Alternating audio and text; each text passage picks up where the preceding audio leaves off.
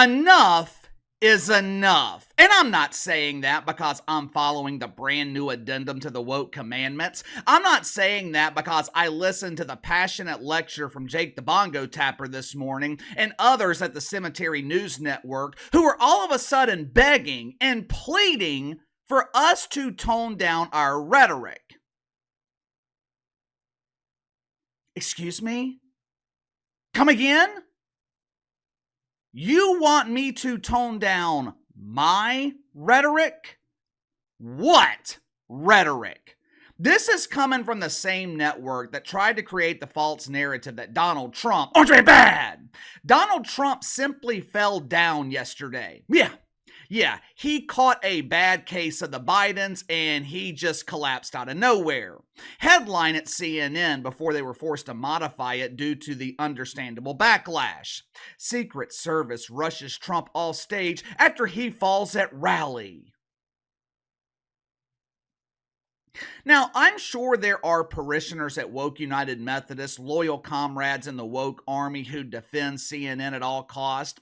I'm sure they were thinking maybe CNN was just being cautious. They didn't want to cause unnecessary panic, so they claimed that the Trumper had a minor slip and fall. Help, I'm falling and I can't get up! Contrary to the belief of the parishioners, this was not cautionary. Moments after the attack on the Trumper, a so-called expert, they went on CNN and said this. We have to be careful about what we say. Donald Trump and the people around him perceive themselves to be under threat. And that's all that matters. That is not legitimate. That is wrong. If you haven't already, be sure to like and subscribe. You can follow me on Twitter at KC_BTL84. Last night, as I spent 5 or 6 hours watching coverage of the Trump attack, I kept seeing a lot of blame being thrown around. Believe it or not, there were actually people on social media blaming Trump for his own attack. They were claiming that this was staged so Trump could turn himself into the ultimate victim. I know this is hard for some identifiers to believe, but most of us, we don't want to be victims. Now, I'm sure some of you are thinking, well, it's just the wanker spankers who are claiming this was staged. No one with actual influence is spreading that false narrative. One of my favorite players in New Orleans, he was a part of the bullshit. Cam Jordan, future Hall of Famer, one of the best defensive ends in Saints history. Cam Jordan has done a lot for the city of New Orleans. Unlike players in the NBA, especially guys like Kawhi Leonard, who like to be paid hundreds of millions of dollars to play basketball but think it's inconvenient to have to actually play, Cam Jordan, he is the complete opposite. Dude never misses a game. I've always had a lot of respect for Cam Jordan, but I lost a lot of that respect yesterday when he immediately claimed that the attack was staged. How stupid can you be? Let's think about this logically for a second. You mean to tell me that Donald Trump risked his life and the lives of hundreds, maybe even thousands of others by staging an assassination attempt where the shot was literally millimeters away from ending his life?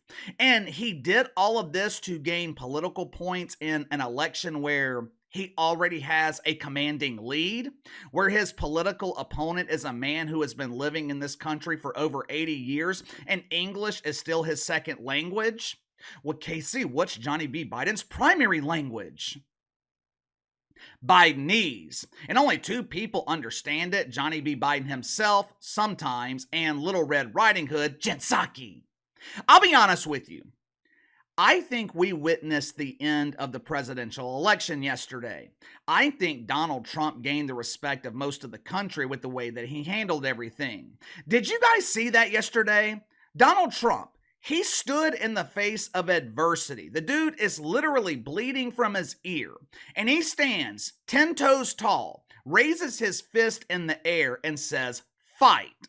If I were in the same situation and some doofus is attacking me from an unknown location, no one knows what the hell's going on, I'm not standing back up to give him a clear target. My scared ass is going to stop, drop, and roll my ass out of there.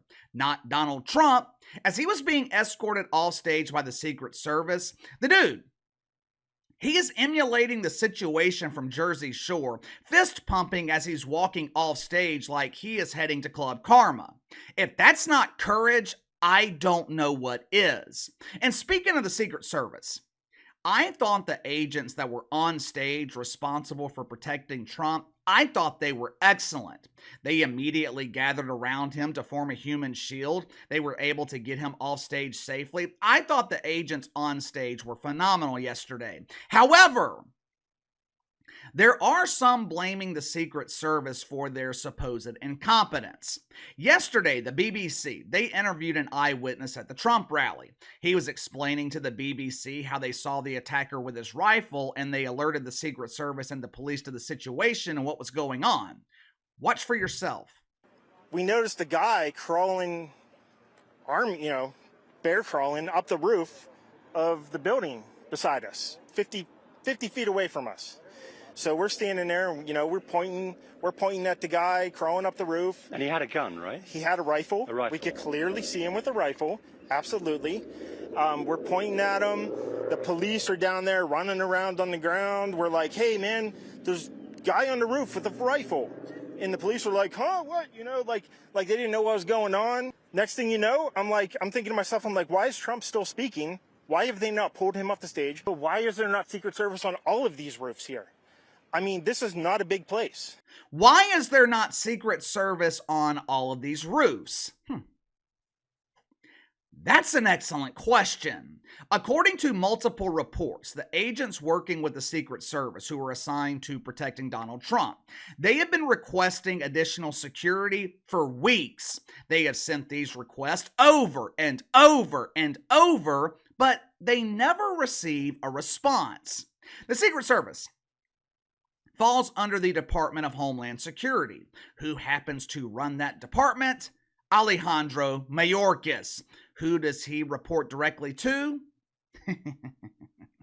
Johnny B. Biden. Once again, I'm going back to something that Barry the Obama said years ago. John Biden has the unique ability to fuck everything up. Would additional Secret Service agents have prevented this from happening yesterday? I don't know, but I know the chances of something like this happening are a hell of a lot slimmer when there are more trained eyes on what's going on. Earlier this morning, Jake the Bongo Tapper, he was on CNN delivering a passionate lecture to you and me. The Bongo Tapper, he was responsible for informing us of the latest addendum to the woke commandments. Thou shalt not spread dehumanizing rhetoric. Watch for yourself. Something troubling the American soul right now. Too many Americans see those with whom they disagree as the enemy, as with so many prior acts of violence. We right now see too many awful responses out there to this hideous attack on former President Trump. Responses that are part of this trend. That includes those who, without evidence, are blaming this act of violence on those with whom they have disagreements. That this rhetoric of dehumanization stop. Political violence has no place in America. I wish that were true. Isn't this ironic? I wonder if the woke media is going to follow their own commandments. Someone please give me one example of someone in conservative media dehumanizing Joe Biden. Give me one example. Give me an example of someone in conservative media comparing Joe Biden to Adolf. Over the past 3.5 years, I have been highly critical of Joe Biden. I have been critical to the point where I refuse to refer to him by name. I have been calling him John Biden for so long, I slip up and call him John Biden in casual conversations. But I have never attacked Joe Biden on a personal level. I just don't think he is capable of running the country. Matter of fact, I have said that Joe Biden has earned his retirement and he needs to go enjoy it. The woke media, they are responsible for the dangerous rhetoric that Jake the Bongo Tapper is talking about. How many times have we seen Keith Olbermann, Keithy Pooh? How many times have we seen America's oldest virgin launch personal tirades against the Trumper and anyone who supports him? Just yesterday, there was a tweet from an account called Biden Harris HQ. I guess that's Biden Harris headquarters, also known as the Ultimate Dump. The account, it had claimed that Trump said that he has been treated worse than Abraham Lincoln. Now, the account added that Abe Lincoln was assassinated. Keithy Poo, he quote tweeted and said, "We can only hope."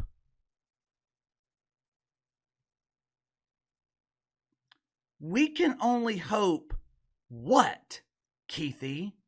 What are we hoping for? How many times have we seen the wicked weave of the woke, Joy Reid, compare Trump to Adolf and call him a threat to democracy? Speaking of Joy Reid, she was so traumatized by what happened yesterday, she locked her Twitter account. She didn't want to deal with the backlash of her own actions. Look, I am not going to lay the blame of what happened yesterday onto the woke media. The only person responsible for what happened is the shooter himself. But the media, they are definitely responsible for the divisiveness. The media is definitely responsible for the current political climate. When you spend the last 8 years demonizing one man, when you spend the last 8 years making him public enemy number one, 8 years of indoctrination, 8 years of some of the worst media coverage this country's ever seen, eventually something like this can happen. You know what else I find strange about this? I spent 6 hours last night watching mainstream media coverage of the Trumper. Now, I didn't watch Fox News all that much because I knew how they would cover the story. I spent 6 hours going back and forth between CNN and MSNBC.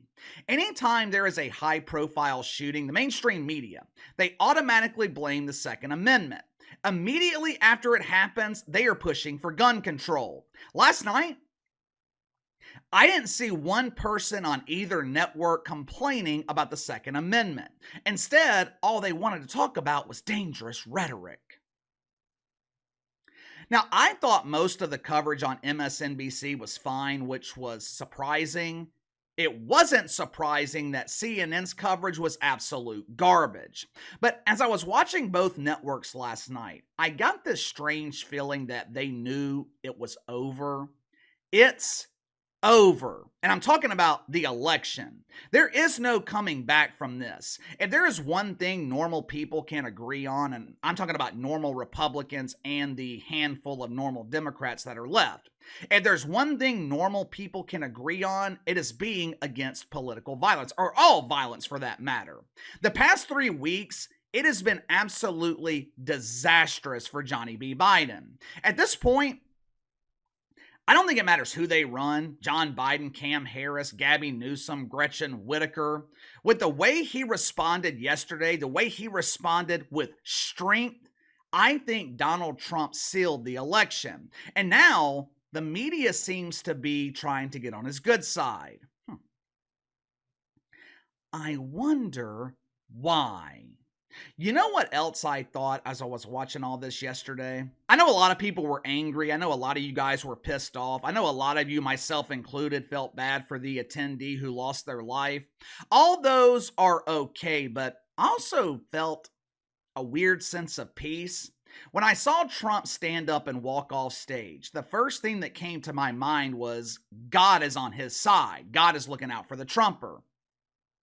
But give me your thoughts on this. No questions today. I'm sure you guys have plenty to say about what happened yesterday. Try to keep it civil. It's okay to be angry, but don't let it get out of control. All my Discord members, my channel members, I appreciate all the info that you guys sent me yesterday. I know I couldn't get to all of it. I couldn't even get to 10% of it, but hopefully we'll get to the rest of it this week. But I appreciate your help. Sound off in the comments below. I'll see you guys later.